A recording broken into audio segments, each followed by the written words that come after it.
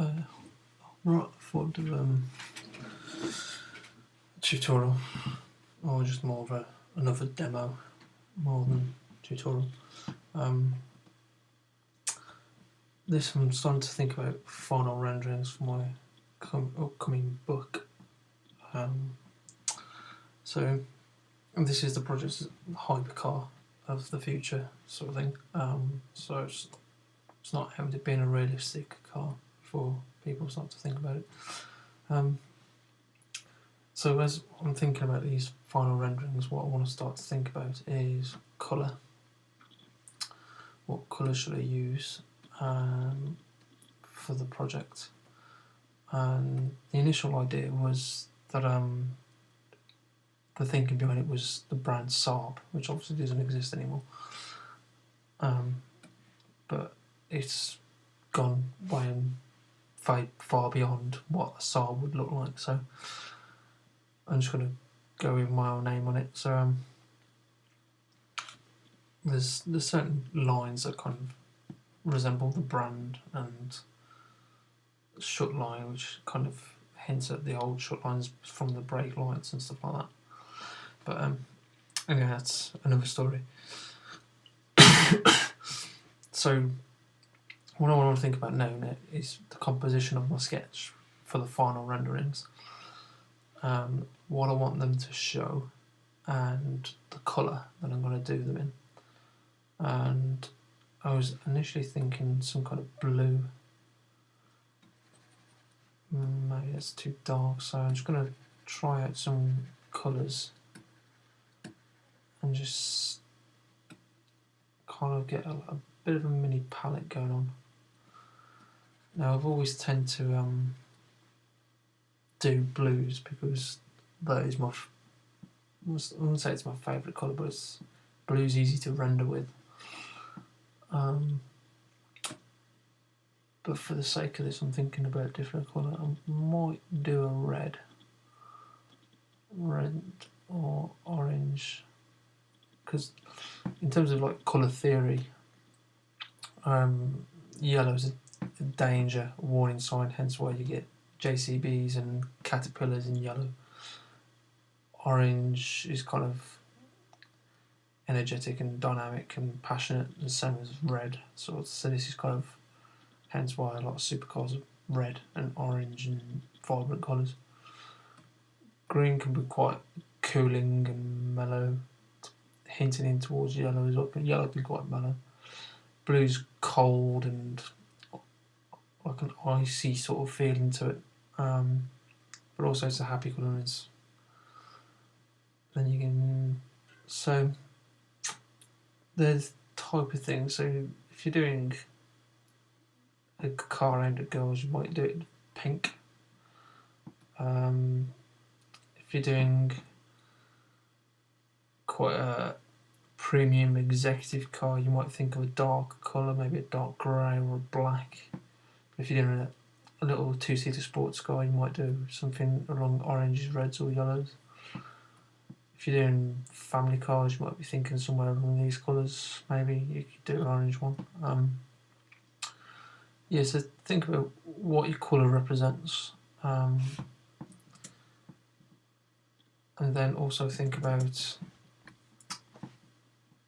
as I said earlier, the stance at which your sketch is set at if it's your final rendering, and also the general theory is you always use 3 colours, as in try not to use more than 3 colours, because as soon as you start getting multiple colours going on, it kind of they clash. And also the colour wheel is also set up in a way, and it makes it easy to know what colours kind of go together. So there's some theories where you use the 3 colours next to each other.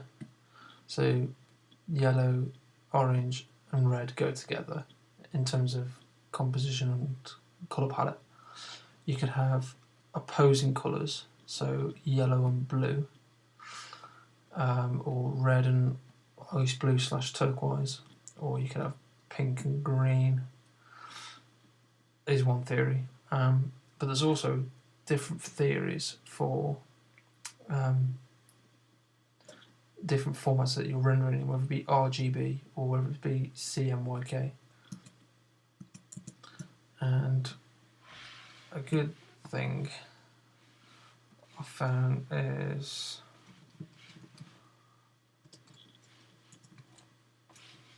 if you Google colour theory, this sheet I found when I was at work actually, I thought this was quite an interesting sheet, and it explains the difference between RGB, CMYK, and the primary colours, secondary colours, and this is the whole complements, so red and blues, which are opposites. Split complement is this kind of almost triangle sort of colours. And then these have got 4 colours together, and then, as I said, adjacent colours. Or then there's a triad, as that says. Or monochromatic is you go through the tones of that colour. If you go back to SketchBook, you can go through the tones of that one colour. And that's a general theory behind colour. So that's quite a good sheet to find if you just Google that, as I did just. And then once you've set on some kind of colour palette that you want to use, you'll tend to, when you're doing this, it's best to experiment and try different colours, otherwise you'll end up doing the same colours all the time.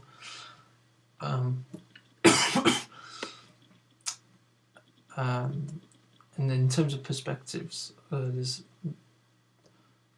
always search on Pinterest just for really cool stuff, and this guy, I know of him through being at the same university. He graduated a few years before me, but his stuff is really cool, very artistic, and it's kind of in perspective, but almost orthographic, almost.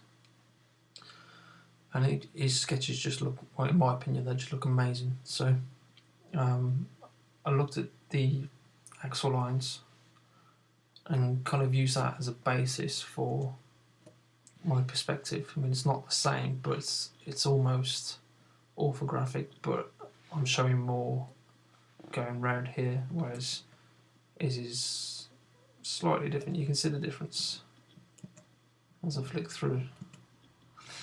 So it's similar, but yeah, so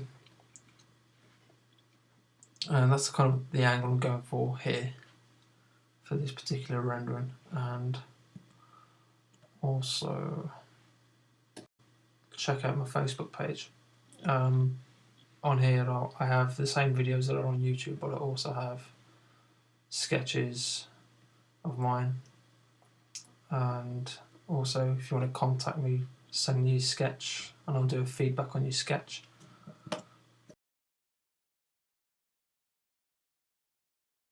And I'll give you some pointers as to where you're going wrong, and I'll show you, and I'll do an overlay of your sketch and just generally show you where you're going wrong, albeit I'm quite busy at the moment, so bear with me.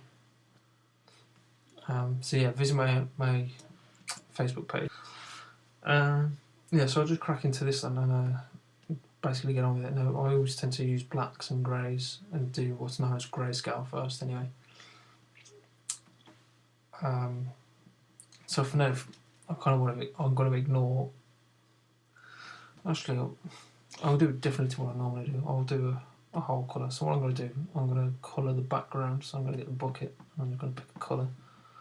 And I'll do an orange, I think. Now I'm just going to drop my sketch above the background. And I'm going to try and add some mood to this and make it a bit maybe fiery or something. I don't know. See how it goes anyway. I'm going to build up some shadows and stuff, so what I'm going to do, I'm just going to select.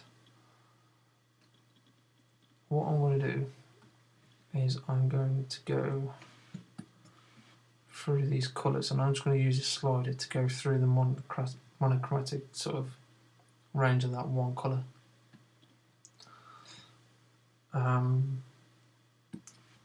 Let me just erase all these colours now to sort of orange and get them out of the way. Oh, where's that white spot come from? That's annoying. Oh, go away. Or don't.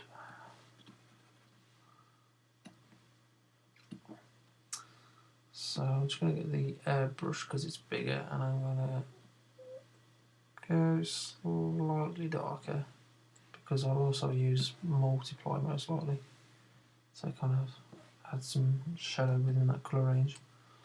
I'm basically going to put in some kind of floor or horizon line. But obviously with this perspective you wouldn't see a horizon line, because you're looking down, you just see the floor, you wouldn't see like a distance or anything like that. With some other perspectives. That's another thing to bear in mind. What do you see around it?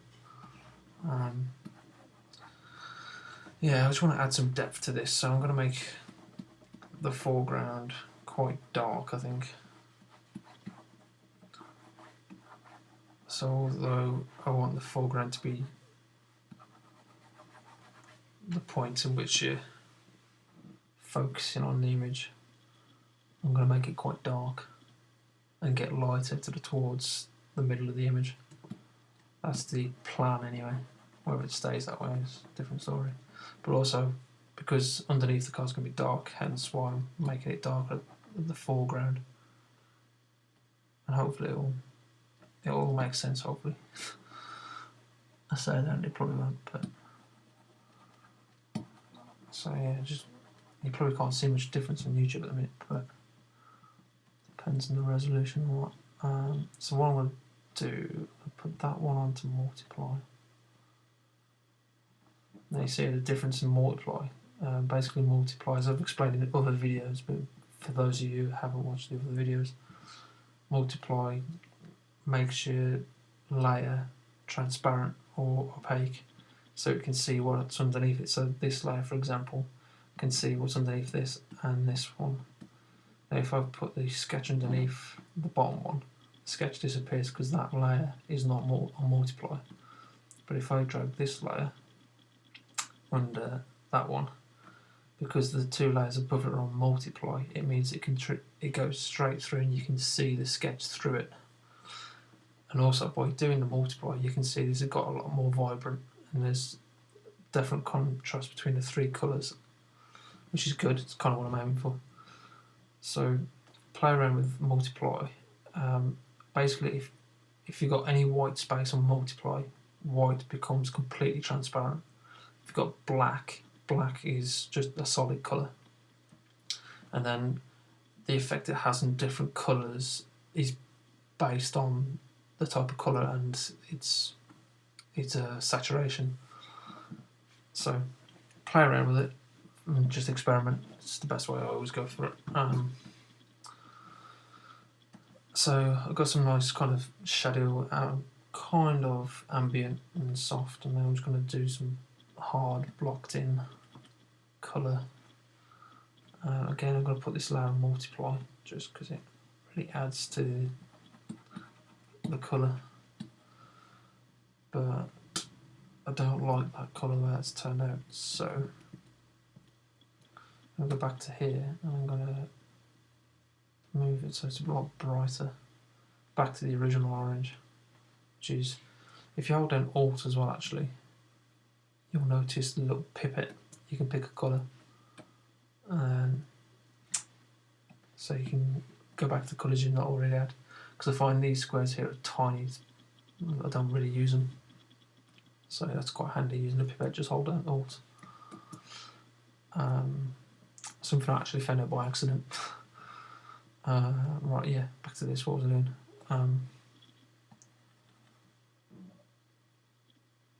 It doesn't appear, that doesn't seem to be doing anything, and that's partly because it's on a darker colour, there's a darker colour underneath it, whereas because it's on a colour that's lighter on it, you see it's multiplied. But if I change that to screen, because the screen works differently, it makes things lighter. Same with add. Adds like colour burn or linear burn in Photoshop. So you can see the difference that these layer effects have. And these I think they're called compositing effects in Photoshop, which is where you have normal, darken, dissolve, multiply, linear dodge, colour burn, all that kind of stuff. So that clearly doesn't work in that sense, because this colour is already lighter than this colour below it. So I'll scrap that, and then I'll have to actually use a darker colour.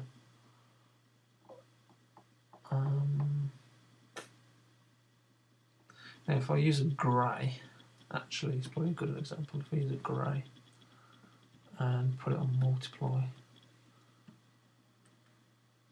not screen, multiply, because it's grey, there's no colour in it as such, it seems to pick up whatever colour's behind it and then obviously darken.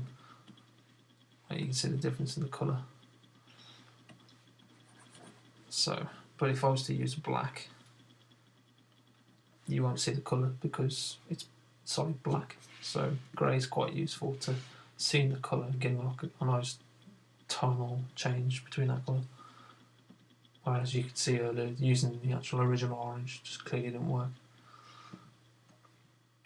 So I'm going to go with that. I'm going to use that grey, and then I'm going to just block in all the shadows down here. I want to keep it quite loose at first, and then I'm also going to hint at the shape of the rear of the car with the shadow.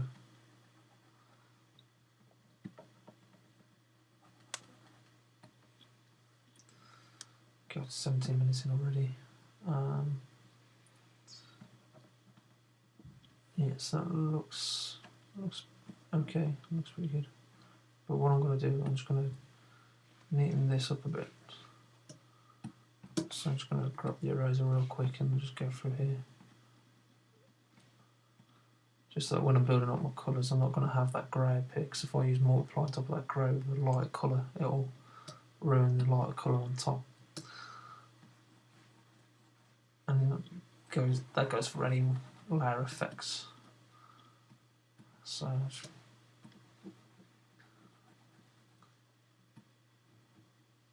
in here is actually like a blacky sort of grey anyway, but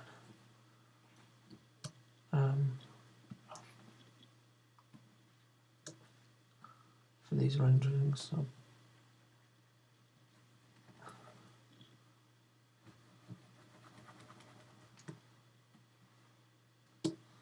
so already I'm quite liking the orange and the grey, and I think I've rendered one project in orange, and that was because it was for the Renault 4. I never use orange, so this is all quite unusual for my rendering style. Normally I'd render in grey if you watch my other videos, and then I'd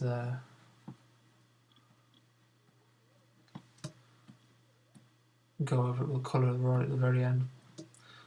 But I found recently this whole working in a colour as a background and then working in the same colour palette is quite effective, as I did one on blue, although I didn't do a voiceover on that one because my little girl was asleep, I didn't want to wake her up.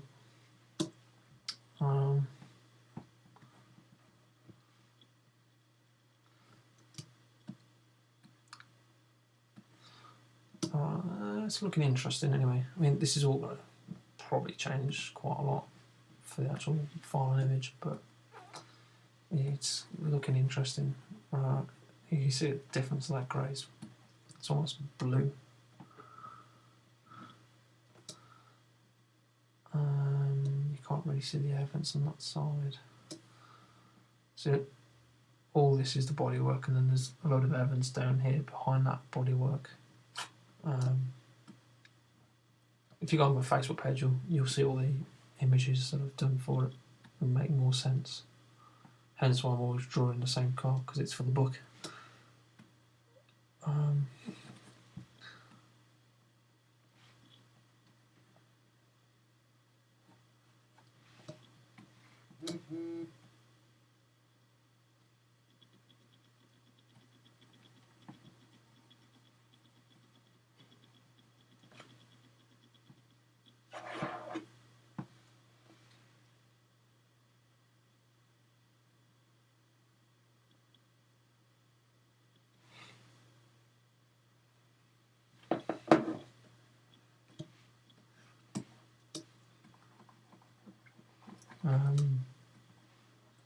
Okay.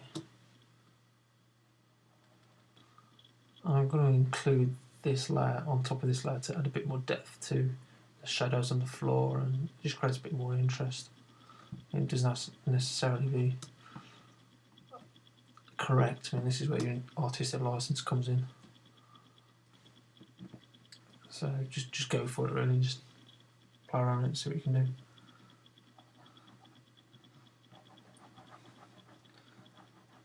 I'm going to talk a bit about how I came to this form as well, because I was having some discussions with some students recently, and if you're just starting out in the whole transport design or product design for that matter, my day job I'm a product designer, when you get given a brand, or you get given a segment of a car, for example, say you're doing a saloon, it's quite easy to draw the default cars, and you draw your wheels, you draw the cabin space, you draw the A-pillars, and then you draw the roofline, and then you draw a bonnet.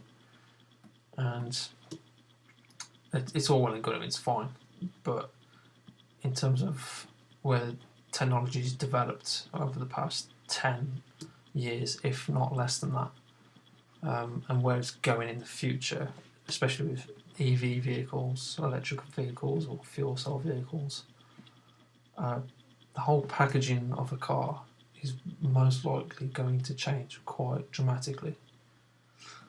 And the idea behind this concept is it's purely a two-seater supercar that has batteries, doesn't have axles or transmission.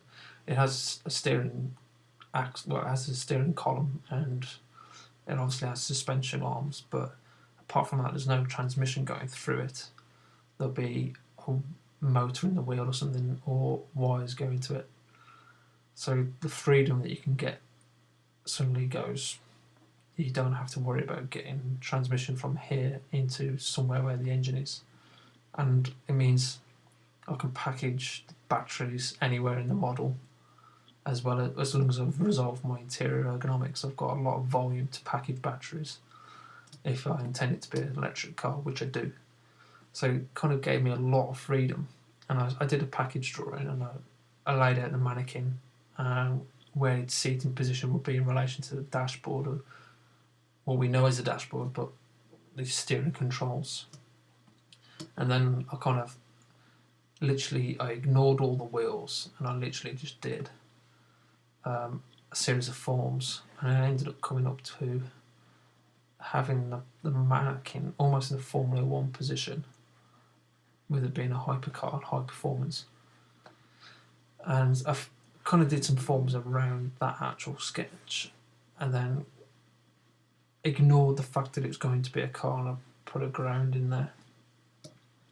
And then I thought, what could I do that's interesting? So I thought, I'm going to kind of follow this line here to then go into the back, and I thought, well, I'll follow his line of his foot sort of thing to do this, and it all kind of stemmed from this. And then I thought, okay, so now I've got like this almost cell shape, and then I wanted to get, at the time, a Saab into it. So if you look at old Saab 9.3, it had this shut line in the brake light into the wheel arch. And I thought it'd be nice to do something along those lines, so that gave me a feature line almost. And then that feature line kind of got mirrored. And then it kind of developed, and I was looking at a lot of jet fighters and aeroplanes at the time. So the whole theme of like a wing. So from the front of the car, it kind of got like, oh, I want to have some kind of wings on here, plus the grille, and then suspension strut or wishbone to a wheel. So then it went from this sail-like shape, which is here in the middle, which is the cabin. And how do I get from the cabin to wheels? So my first thought was develop a form. And I did hundreds, and I'm not joking, hundreds of sketches with a biro on paper at first. And I literally just sketched different shapes, different forms. And then thought, right, now I need to apply that form that I resolved, and what I thought, oh, well, it's quite interesting. How do I get that form into a car? Which is then where these body wings came in. And as I said, like, because it's based on a plane, I wanted it to feel like it was a wing holding the wheel. So then I got to this interesting layered. You can see straight through the vents, and there's just this nice layered aeronautical sort of feel to it, and nice slender bodywork. It appears to be strong, but at the same time it's like really light. So that was the base theme for this, and it's what I tell students to do now, is to kind of ignore the fact that it's a two-seater supercar.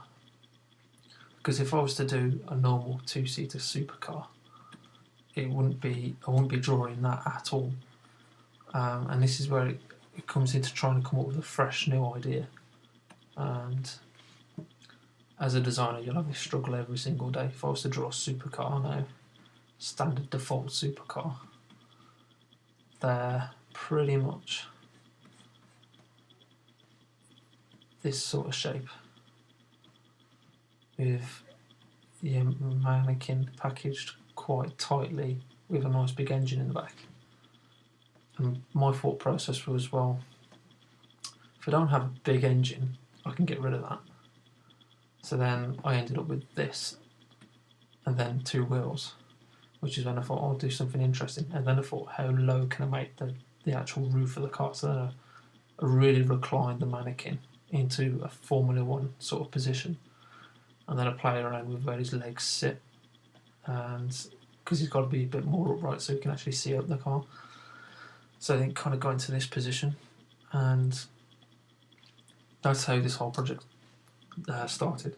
But then that gets you into other problems, like the interior was a complete headache, because I'd done such a low roof and such a sculpted underside and such a reclined position.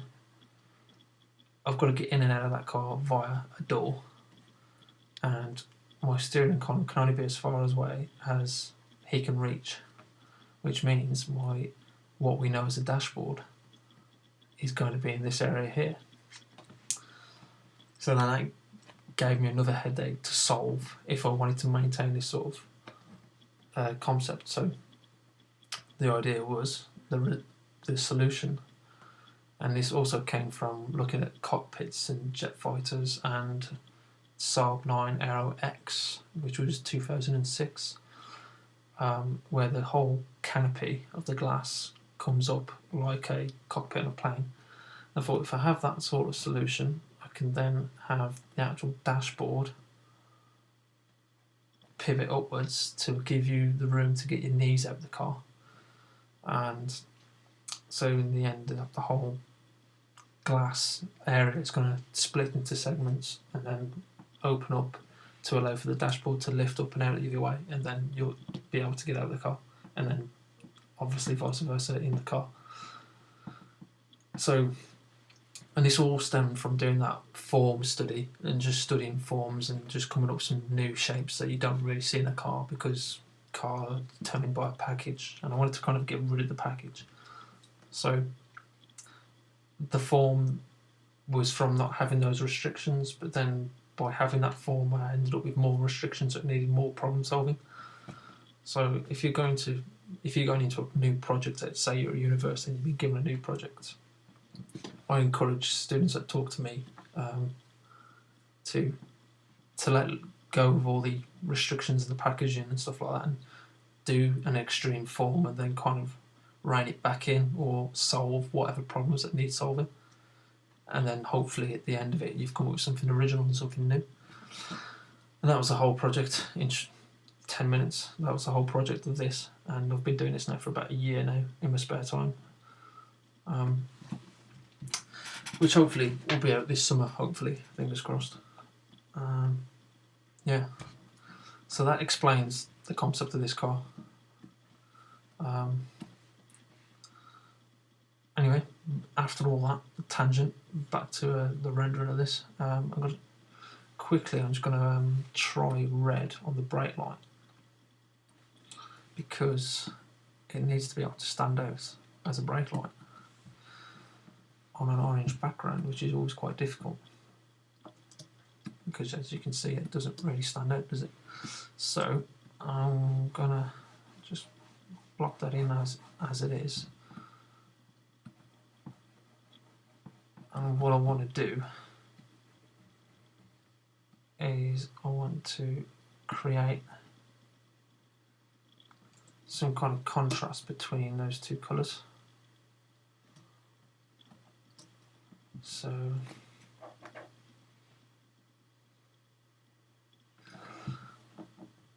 put that back up again, and then underneath that layer I'm going to get the grey that I had.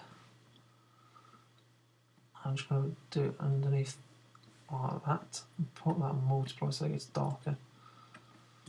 And you could try using literally just a black if you wanted to, but I'm quite liking this this grey at the minute. This particular tone of grey I'm quite liking as it gets multiplied over the colour.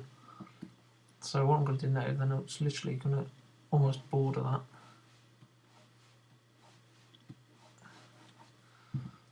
And it just helps with the contrast between the bodywork and the actual brake light itself. In a normal rendering where it's on a silver car, you wouldn't really have this issue of the contrast in the colours and trying to get that across. Not that it's a massive issue anyway, but it's always nice to be able to tell where the brake lights are. And then for down here, I'm just going to make it as an ambient shadow, so I'm just going to soften it off. And then to also aid it, which I'm going to get a white, and I'm literally just going to do a highlight on the actual bodywork. I mean, this will actually be on one of the top layers later on, but rather than me rendering the whole car before I get to this, I'll do it now. Save, well, the best part of an hour of your life, so you don't have to sit for 2 hours while I do it. And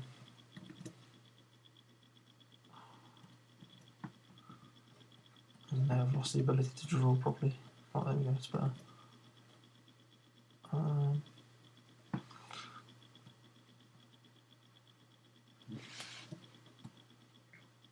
So by doing just those two simple layers, got a bit of contrast between the bodywork and the brake light, and that's without even doing the detail within the brake light, because ideally you'll go into detail on for a final rendering anyway. Go into detail of what the actual brake lenses look like.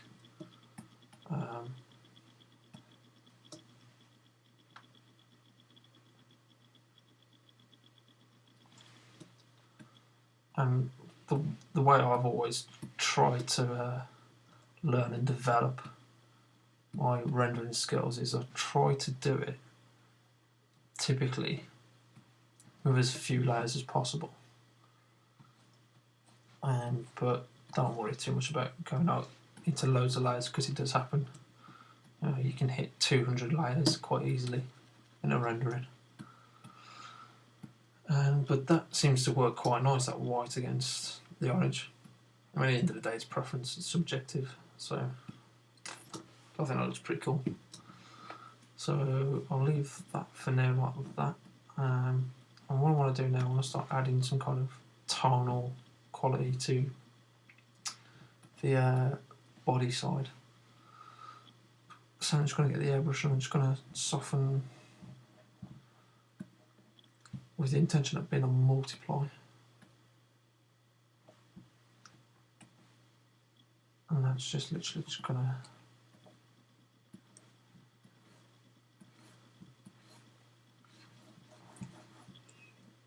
indicate that the surfaces are in shade, though not in direct sunlight. I mean, you might get diffuse light, not specular. Specular being light that hits the surface directly, and diffuse being where light is bounced from one surface onto another surface. Again, play around with the shadows as well, because leaving that in, that can create something quite interesting. And yeah, when it comes to building all the layers up, and if you want to soften it off, it's all part of developing your own styles as a designer, because that's the intention. You want to stand out from the crowd, so you want to do your own styles. But this just gives you an idea as to my workflow and methods that you can use for doing certain effects. So this is not, by no means is this gospel, but it gives you an idea of how you can develop and what you can do differently. You might learn, you might teach me something new.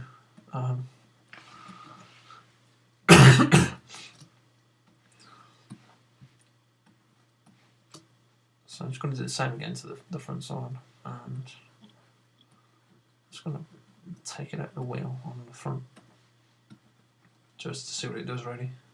I might not like it that one, but we'll see what happens. And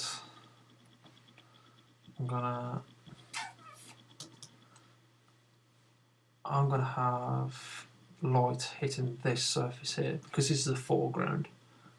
I want the light, the highlights and the hot spots in the surface to be here. So I only see reflections of a horizon within the bodywork here. And the main idea behind that is just because that's the first thing you see in the foreground, and it's the first thing you've got to take in. And it's pretty much not far off the centre of the image in terms of on the page.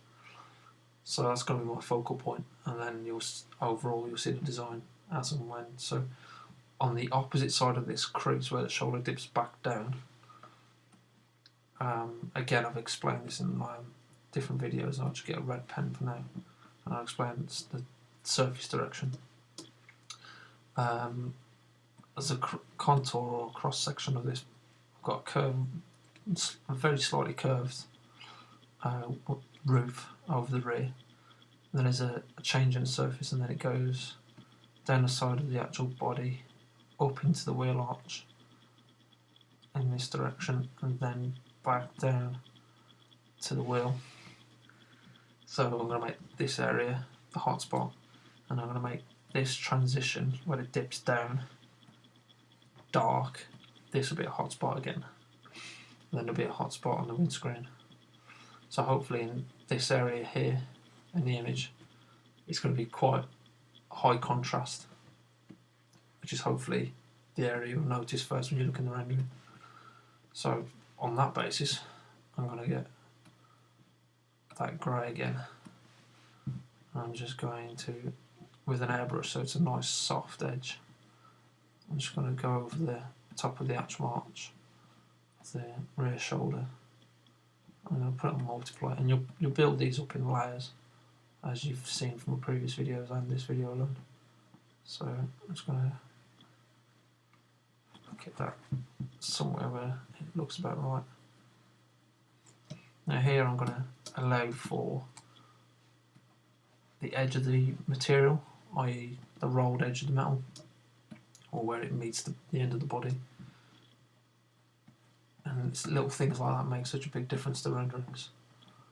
And then later on you might even put a white line on there and soften it out so it's like a highlight where the light picks up on the edge of the surfaces. And I'm just going to get a softer raise. I'm just going to raise back that a bit. And I'm going to do that again, but this time I'm going to use a chisel marker, so I've got more of a harsh line. As you'll notice, my style and my renderings, I quite like a harsh line on top of an airbrushed.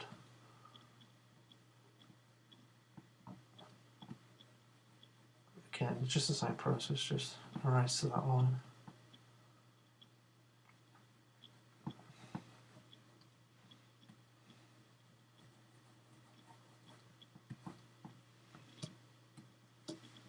And then I'm just going to do another multiply. And now you see the benefit of doing the two greys. It's picked up the grey plus the few layers of orange. And I'm just going to repeat, and I'll pull that back up, and I might do another layer, slightly airbrushed, but a smaller region, just to kind of get this, where it's from harsh to here, just a bit more contrast and a bit more of a transition.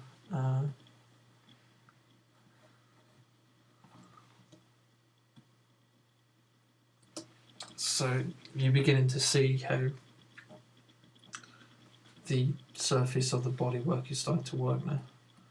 I'm just going to quickly do the same over the front arch, but I'm not going to do it with as much contrast as that. I'm just going to hint at that because that's in the foreground, the background. So imagine it as depth of field in a photograph. It's going to be blurred out. It's not what your eye's focusing on. So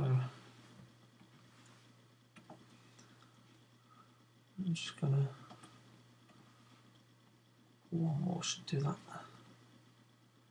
I probably won't have that on full opacity either. So I'm just going to knock that down a bit.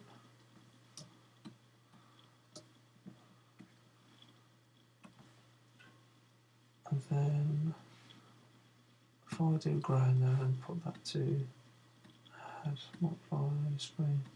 So that, none of them seem to work on grey, so I'll get rid of that.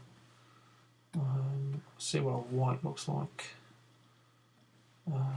White doesn't work on markers. What does that look like? Add, doesn't do anything. Multiply, disappears completely. Screen, not much different, normal. So I'm not going to use that. I normally would, and then I'll just tone it down, but for the purpose of this, I'm not going to do that. So I'm going to get Alt, click on the original colour, and I'm just going to use that, and I'm going to see what kind of effects I can get. Well, that doesn't look like the same colour. That's because it's not the same colour.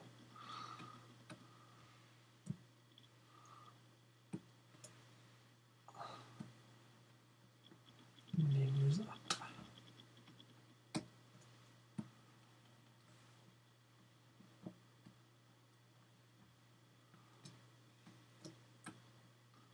So it is. Okay, it's doing something weird. That's better-ish. Right. Well, I'm going to do my same process as harsh and soft, but I'm just going to play around with the colours. Do something out of my comfort zone for once.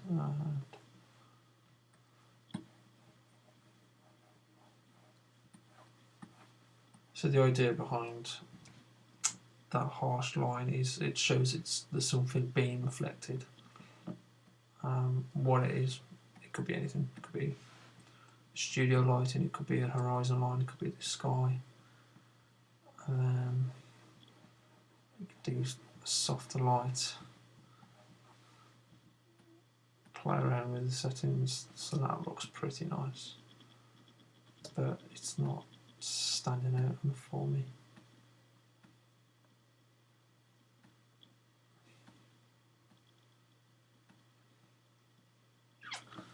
I wonder what it looks like below that. And that one. So it's so tempting to just use multiply because it looks really nice, but I don't want it for the purpose of doing this.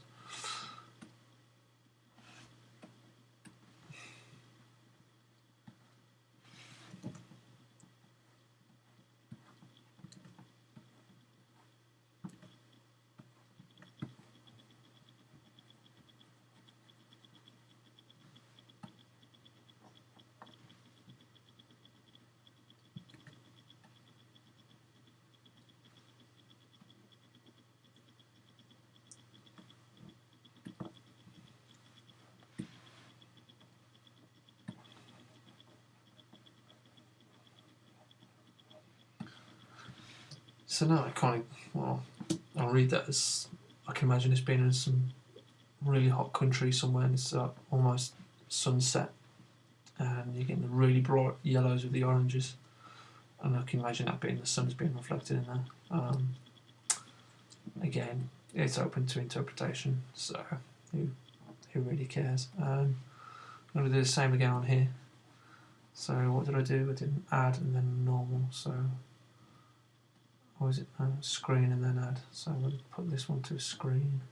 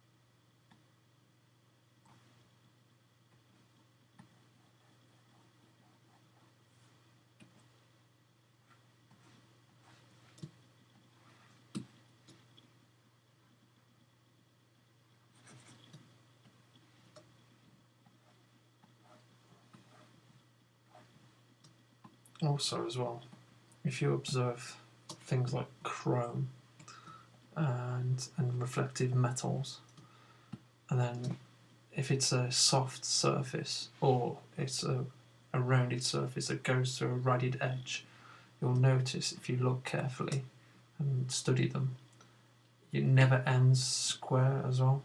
So it always has a little rad where it bends into the rad. So you get that kind of ragged sort of feel into it as it rolls around the edge. That's something to bear in mind as well on proper final renderings. And how light is actually bending around the surface, and it's only the tiniest of little things, but it adds such a lot to that difference, because now you can see that quite clearly. No matter how far I zoom out, you can see it's got a rad in it. And that's just something that I try to do in mine on a daily basis, just because it adds that little bit of realism to it almost. And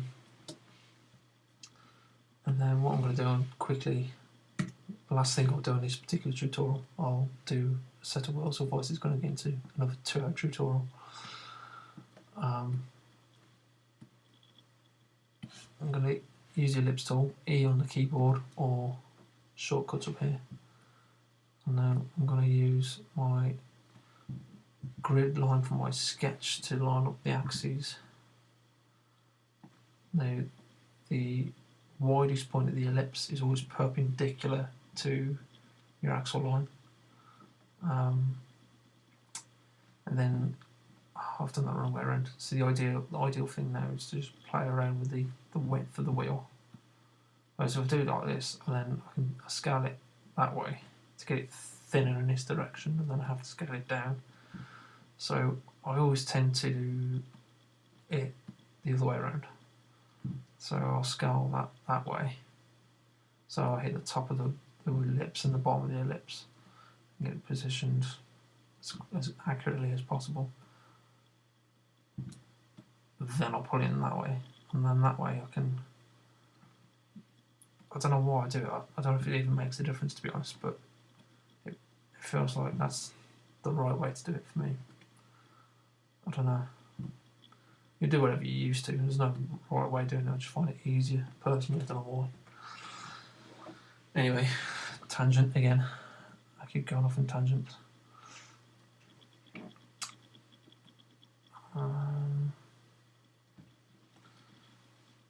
Now if I zoom out now,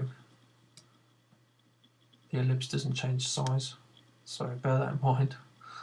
So just to check that this is all correct, I'm just going to get black, and I'm just going to, on a new layer, just sketching up an outline, so then when I zoom out I can check to see if that looks right. I'm just going to turn my ellipse off actually. And yes, my mind's telling me it is correct, but I'm thinking it's not. It's not. Can't be having that. I'll leave that as reference so I know when to. I feel like it's too narrow, so I'm going to put that back roughly where it was and scale it roughly the same size. Now this is the wheel arch as well. This isn't actually the actual wheel. It's going to be tyre and rim. I'll widen that a bit and pop it down that way a bit, and then we'll see how that looks.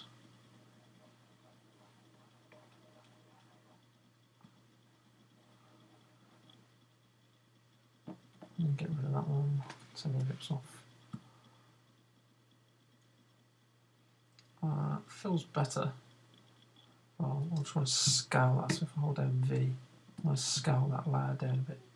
Not a lot, just a little bit. And I'm going to move, although my sketch is telling me that's where my spokes are, I'll kind of even this up a bit with relation to the bodywork. And bear in mind there is a ground clearance as well, so if I scale that up a little bit, move it down a little bit, it gives me the ground clearance from the wheel to the body from the floor. So I'm going to go with that, and I'm going to just erase the bottom of this. And my personal style is I never draw the actual bottom of the wheel because it kind of kills the stance. In reality it's true, you need to have the wheel there, but in terms of rendering, you'll notice I always got a flat bottom on my sketches, just because that's what my personal style is, what I like. Now, with that as reference, I'm going to get a marker as big as I can, and I'm just going to blacken all of that. And then I'm going to just turn it down a bit. I'm going to get ellipse. I'm going to try and match the ellipse, but because I want to erase to the wheel arch, not actually on the wheel arch, I'm going to use the ellipse to erase neatly around the wheel arch. And the idea being, if you set up your eraser to a certain diameter, you should. So you can see the diameter of my eraser. If I scale that up a little bit, see where that hits. See, that's obviously too small, but if I scale that up a little bit more, I'm just going to erase.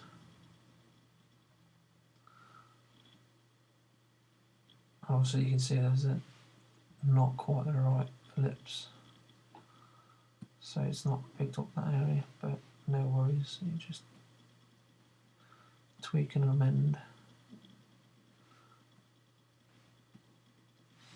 I'm just going to scale up a little bit more, so that's got that perfectly. Oh, it's too far.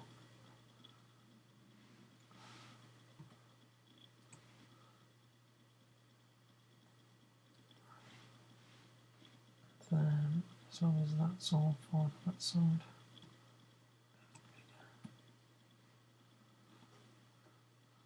And that is how I do really clean ellipses and wheel arches and wheels in SketchBook. If it's in Photoshop, you use the path tools and you just path it all out.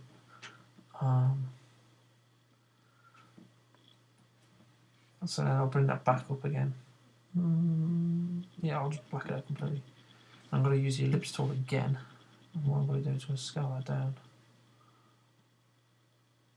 I'm going to put it in the right place. And what I'm doing now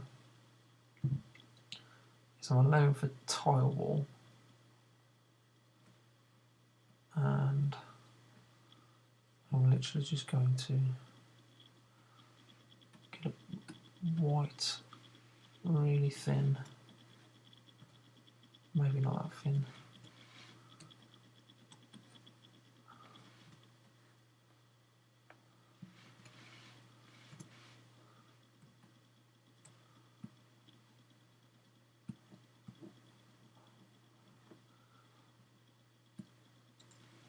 then I'm going to get the eraser and just softly erase that, and that hints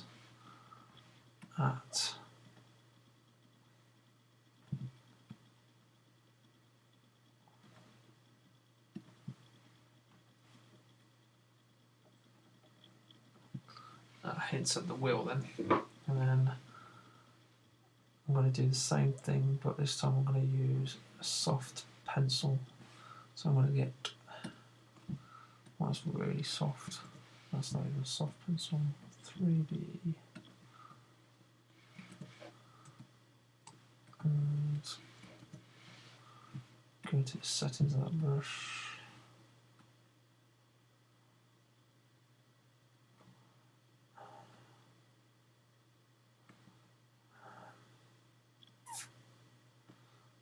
Cancel that. I don't want to mess around with that. I'm just using a really thick and standard brush.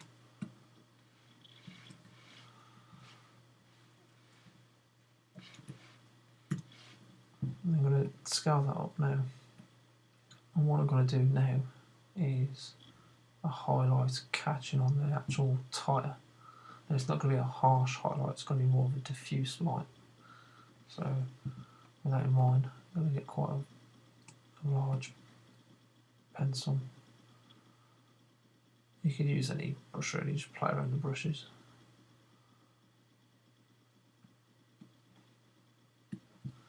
And from that, because that's white, I'll just softly erase, and it will go to almost grey. And it literally is just to give the hint that there's, oh no, I've done that on the same layer, that's not good. New layer.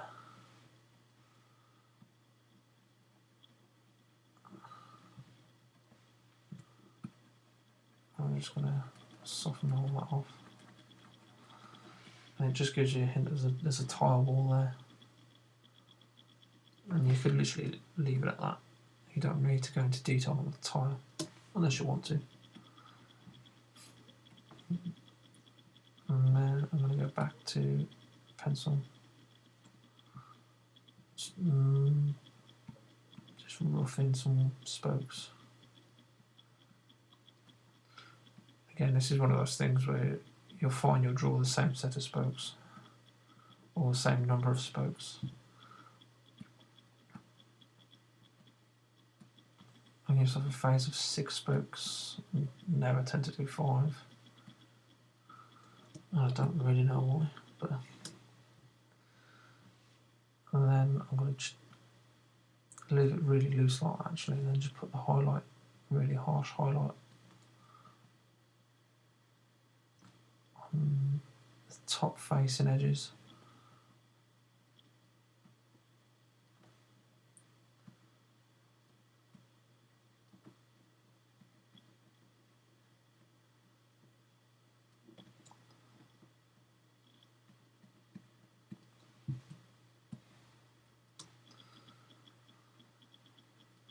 Again, you would develop your own styles for your wheels. This is just to show you a method for doing it. Then I'm going to get a grey, a new layer, and then I'm literally just going to put a bit of thickness and body to the actual spoke itself. And as you've probably already guessed, these are twin spokes, standard sports car wheels. I encourage you to design wheels and call it something interesting, but for this purpose it'll do it quite nicely. And again, yeah, you see I'm just keeping it really quite loose.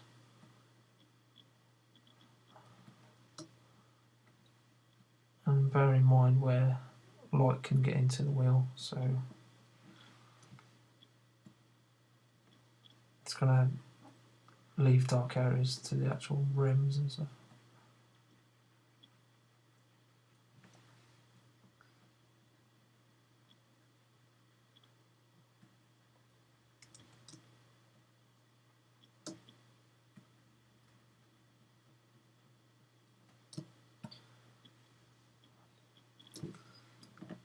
then I'm literally going to get a red, and I'm going to pop in a brake caliper just for contrast. And there's literally just going to be a hint of the brake caliper, so you'll see it through the split spoke. And I'll leave that black gap because it hints at a shadow cast by the spokes.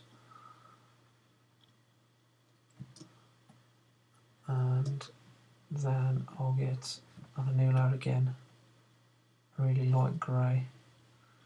I'll just do almost the edge of the brake disc, just catching some light. And just a slight hint of it in here. And then I'll just soften that off.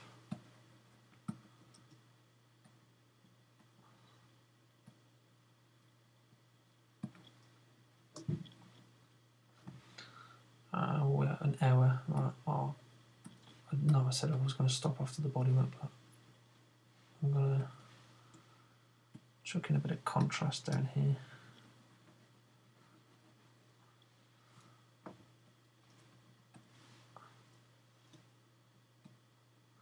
Now, to save me some time, rather than going around that brake light, I'll just put the brake light on the top layer.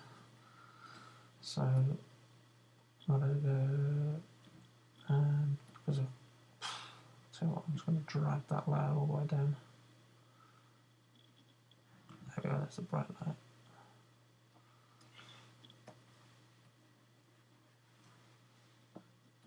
Turn that up a bit.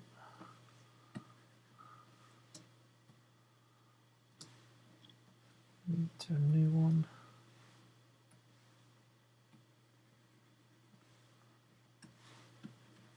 So I've got soft and then a harsh.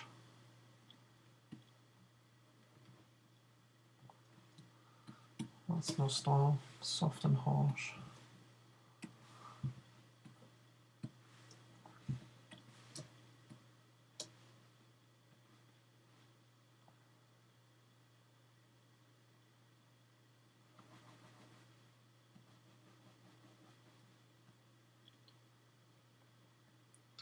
Because that's a negative surface, it's going underneath and in.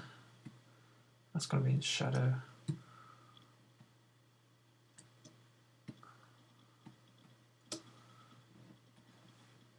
And I think just to wrap this tutorial up, I'm going to just plant the highlight on there,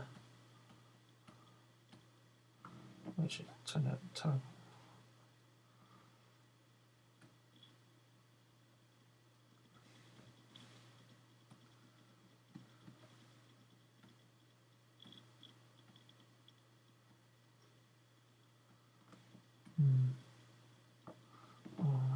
On the bottom, back to the top.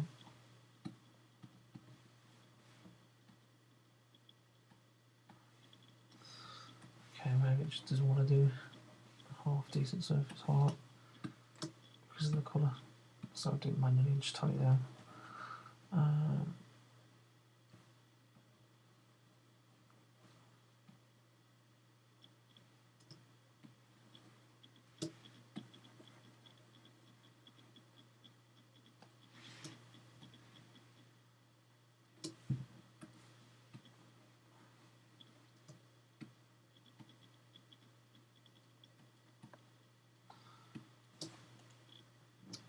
Yeah, I think I'll leave it at that for now.